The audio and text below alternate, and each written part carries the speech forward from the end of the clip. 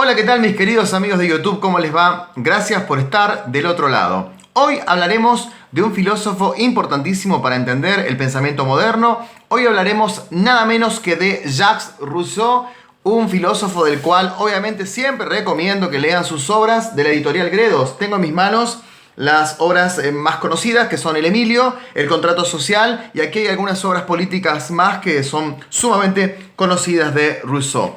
Hoy decíamos en Twitter también que Rousseau tuvo una vida que francamente no tiene absolutamente nada que ver con su filosofía. Sabemos que la filosofía de Rousseau no solamente es importantísima para entender el proceso histórico de la filosofía, sino que es una filosofía de altísima calidad, de altísimo nivel. Es un pensador de mis preferidos por su realismo, por su claridad, por su prosa. Es un escritor extraordinario, Rousseau, y su vida nada que ver. O sea, su vida es una vida muy condenable, sobre todo cuando empezamos a ver su relación con su esposa y con sus hijos. Sabemos que Rousseau tuvo 5 hijos, esto lo contábamos en Twitter hoy, me pueden seguir en @filosofiaminuto. Contaba hoy en Twitter que Rousseau abandonó sus 5 hijos en un orfanato, sabiendo que en esa época los orfanatos tenían un promedio de supervivencia de un 20%. Es decir, de cada 10 chicos que entraban, 8 morían antes de cumplir el primer año. Y Rousseau no tuvo piedad en dejar sus hijos ahí porque él quería seguir escribiendo. Una persona realmente muy oscura en la vida y muy iluminado en la parte intelectual. Además de decir esto, también quiero comentar que hoy voy a hablar exclusivamente de algunas ideas concretas. Acá las tengo anotadas para que no se me escapen. Voy a hablar de contrato social, voy a hablar de su idea de democracia, voy a hablar de qué entiende él por territorio y gobernabilidad, es decir, esta relación que él entendía sobre estas cuestiones. Y también voy a hablar de qué significa el soberano. ¿Por qué estoy tan preocupado por Rousseau? Porque pasado mañana rindo, el lunes rindo una de las últimas materias que me queda para terminar la licenciatura en filosofía, ya que soy solamente profesor de filosofía y ahora estoy buscando un paso más, estoy buscando ser licenciado en filosofía, así que mi trabajo es una comparación entre la filosofía política de Rousseau y la filosofía política de Aristóteles. Si quieren que haga un video explicando Aristóteles, díganmelo en los comentarios, y si quieren que haga un video comparando los dos, tal cual como lo hago en mi monografía que la tengo acá en borrador, también no hay ningún problema de hacer un video al respecto. Empiezo con las explicaciones de Rousseau. Lo primero que hay que decir del autor Rousseau es entender que él pertenece a una época, junto con Thomas Hobbes, junto con Locke, a una época de la historia de la filosofía en la cual se empieza a hablar de contrato, en la cual se empieza a hablar de que es necesario abandonar lo salvaje del ser humano, esta cosa de confrontarnos entre nosotros, esta cosa de querer dominarnos a nosotros para hacer un pacto. Y ese pacto es necesario que lo hagamos con un gobierno que para cada uno de los autores va a ser un gobierno distinto. En el caso de Hobbes él quiere un monarca, en el caso de Locke quiere lo más parecido a lo que hoy entendemos por democracia republicana, la representatividad. Y en el caso de Rousseau también veremos que él tiene una baja estima de democracia, él cree que es necesaria una suerte de aristocracia. Pero los tres están de acuerdo en que hay que abandonar de una vez por todas la idea del soberano que no tiene nada que ver con el pueblo. Del gobernante que no tiene nada que ver con el pueblo. El gobernante, ya sea un monarca, ya sea una democracia, ya sea una aristocracia, tiene que preocuparse por el pueblo, tiene que servir al pueblo. Esta es una idea revolucionaria para la modernidad, porque tanto en el medioevo como en la antigüedad nos tiene que quedar en claro que el gobierno era prácticamente un dominio absoluto de un poderoso por encima de la totalidad de la gente. La preocupación de la modernidad es por la gente, es por el conjunto de personas, y a ese conjunto de personas que tienen más fuerza que un solo individuo, Rousseau lo llama el soberano. Por lo tanto, si quieren una definición de soberano, el soberano es el pueblo, dice Rousseau con textuales palabras y con una prosa maravillosa acá en el contrato social. Él dice así: 10.000 personas valen más que una. Por lo tanto, el soberano es más que una única persona, ya que una única persona tiene la 10.000ª parte de lo que tendría si se uniría con todos los ciudadanos.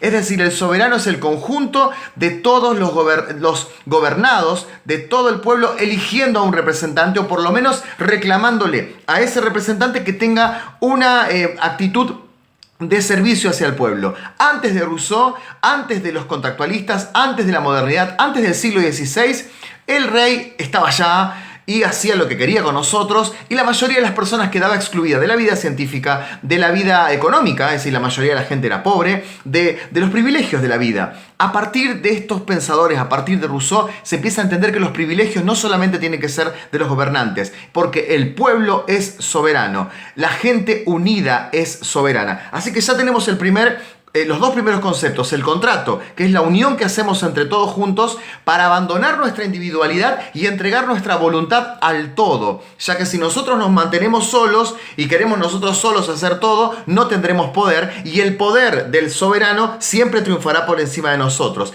El poder del gobernante triunfará por encima de nosotros. Es necesario un pueblo soberano para que esa soberanía no pertenezca más al gobernante. El otro concepto que me interesa desarrollar en el pensamiento de Rousseau es la idea de voluntad general.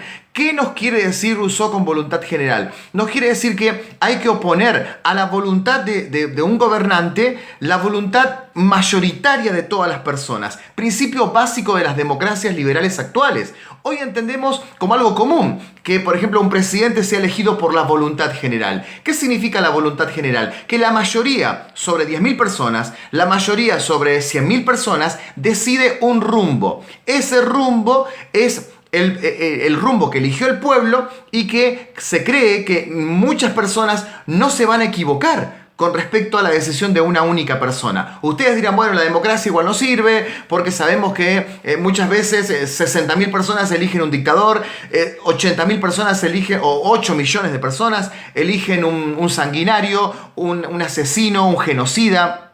Pero Rousseau nos está diciendo, desde la más estricta reflexión filosófica, nos está diciendo que es preferible que se equivoquen cientos de miles de personas, decenas de miles de personas, y no un único gobernante llamado el monarca, que tenga un absolutismo, un poder absoluto y nada más.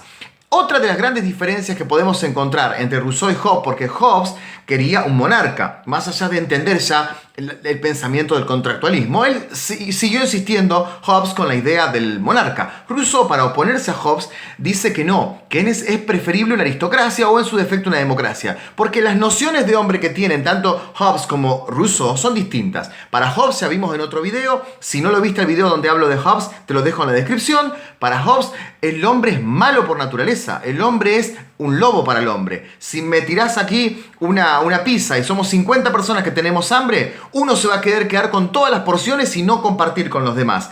Para Hobbes el hombre es malísimo. En cambio, para Rousseau el hombre es bueno por naturaleza. Su estado de naturaleza, su noción de ser humano, o digámoslo técnicamente, su concepto de hombre es un concepto optimista. Para Rousseau el ser humano es bueno, y es bueno por naturaleza. Pero la sociedad lo corrompe. ¿Qué significa que la sociedad lo corrompe? Que al estar en contacto con otros seres humanos empiezan las molestias. Al estar en contacto con otros seres humanos, Rousseau entiende que nosotros nos volvemos malas personas. No es que, como decía Hobbes, somos malos por naturaleza. Lo que nos hizo malos fue entrar en contacto con las demás personas, pero nacimos buena gente, nacimos, es más, todo este pensamiento, por ejemplo, pensemos en Tarzán, por ejemplo, ¿no?